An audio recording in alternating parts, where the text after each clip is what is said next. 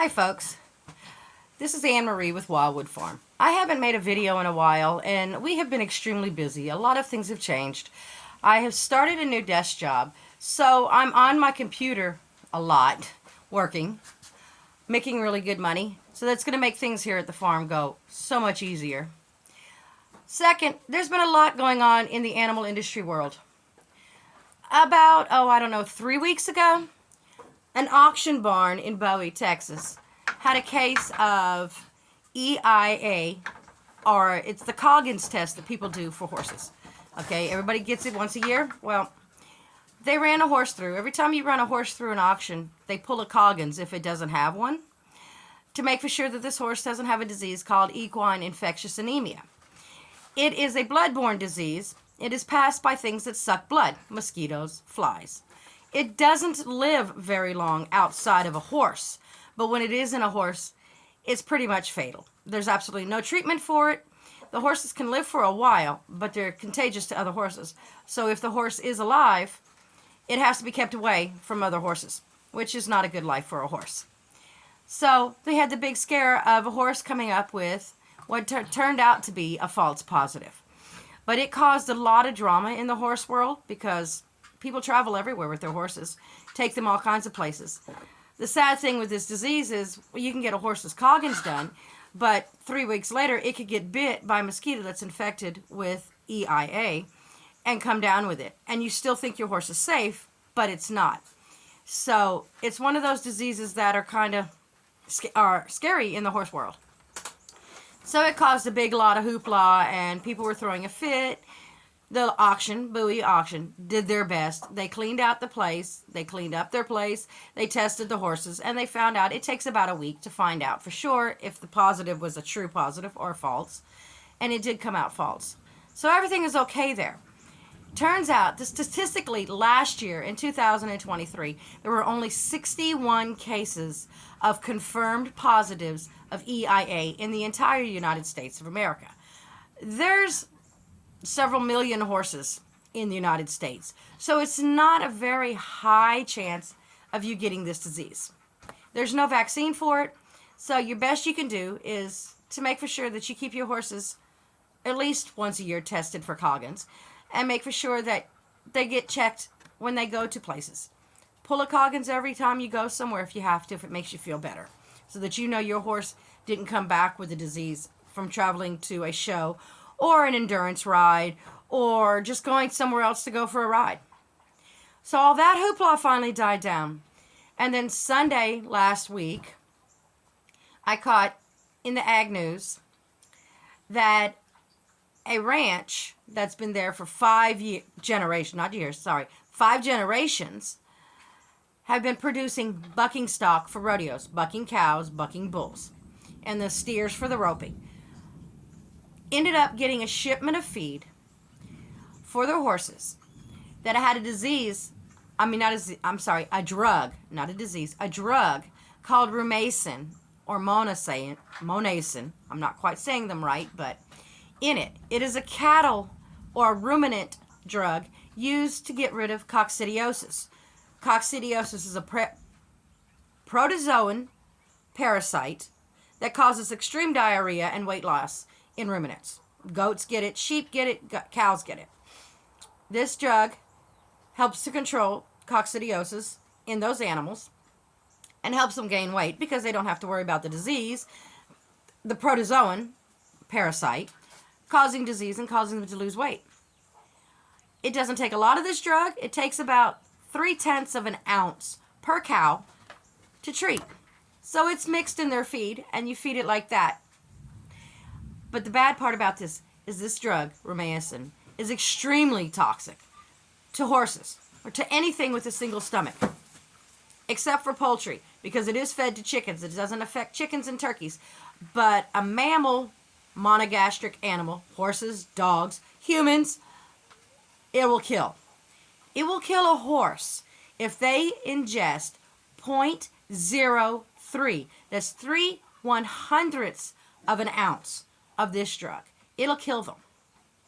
It's not a pretty death. This place got a shipment of feed with enough of this rumacin in it to kill cattle. And it did. This ranch has now lost 70 plus horses, and they haven't stated how many cattle have died. That's a lot. They've got they have a huge bucking stock. Their string is 5 generations old. Like, they have great, I think, grandmas, all the way down to babies. They've lost horses all the way around. They have about 140 other horses left out of their herd. This is horrific.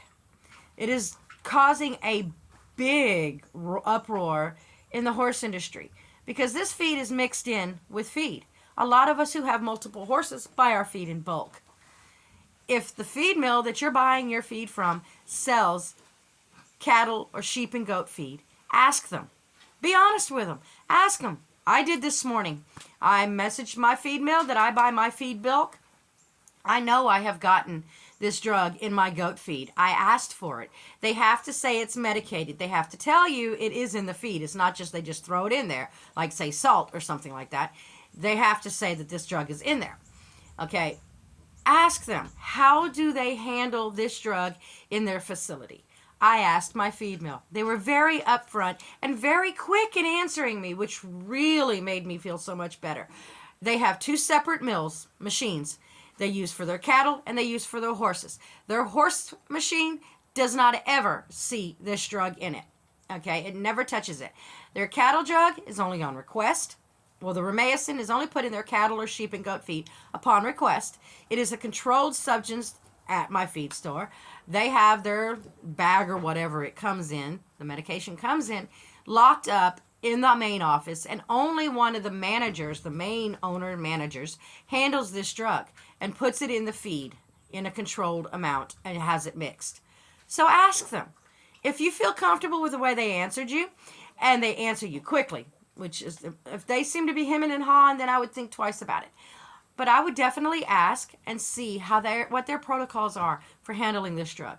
We all love our horses. Silver's my life. I don't know what I would do if something happened. No, I do know what I would do. Probably end. It would be very, very hard to continue on if Silver died. I am not blaming the ranch. The ranch is nothing against it. This was a tragedy.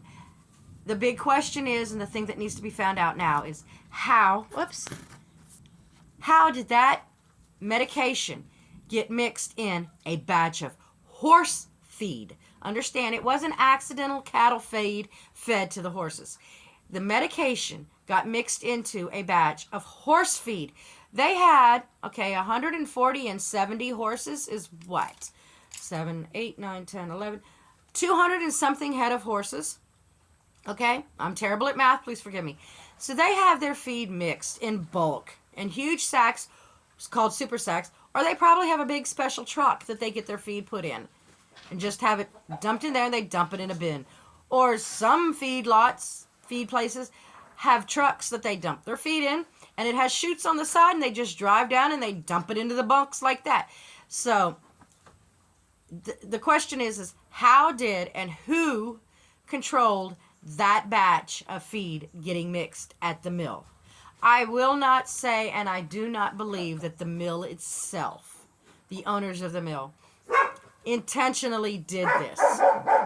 But in this day and age, with everything that's been going on with animal rights activists and how much they're pushing, and they hate rodeos, and they hate animal ag, and how little they care that an animal dies to further their goals of ending animal ag. I don't think the mill had any intentions of doing this.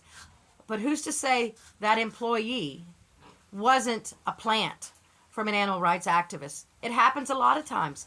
Fairlife Dairy up on the northwest coast of the United States had an animal rights plant in their place. They filmed and they paid other employees to abuse the cows, because this is a cattle dairy, to abuse the cows so they could get a film, put together a couple of minute film over 6 months of this request, and then showed it finally months later to the police, to the authorities, that's the word, to go after Fairlife. As soon as Fairlife found out about it, they fired the employee that was in the film. And they tested and changed all their protocols. So I don't believe the mill itself is at fault. I do believe it could have been an employee there. It is also possible there was a plant at the ranch themselves that went and picked up this feed and in transit stopped for a bottle of Coke and tossed something in the feed. Because the amount of this drug that was put in there was enough to kill cows.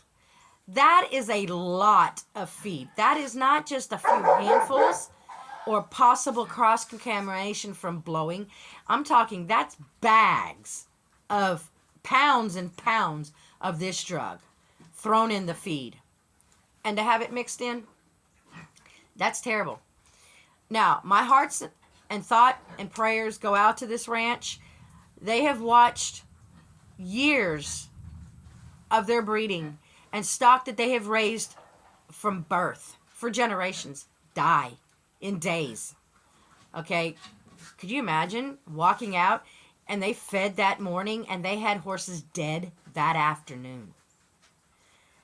This is horrific.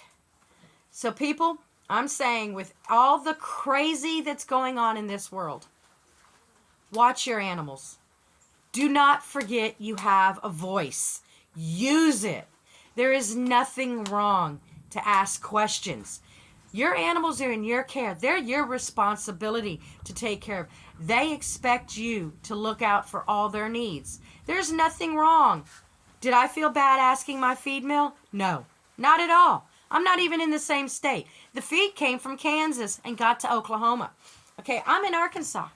I'm not in the same state at all. Did I feel bad asking? No. Ask. They're your animals. It's your safety. It's your income. It's your possible food that could die from a mistake like this. Look out for your stock. I'm not going to say stop buying from a mill that produces cattle feed because that's going to be few and far between. Just ask questions. But to everybody out there that owns animals, think about it. If we have our own stock and we're able to feed ourselves, that's one less way the government can control us. And in this day and age, that's all they want to do. They want to control us. So, God gave us all brains. Use it.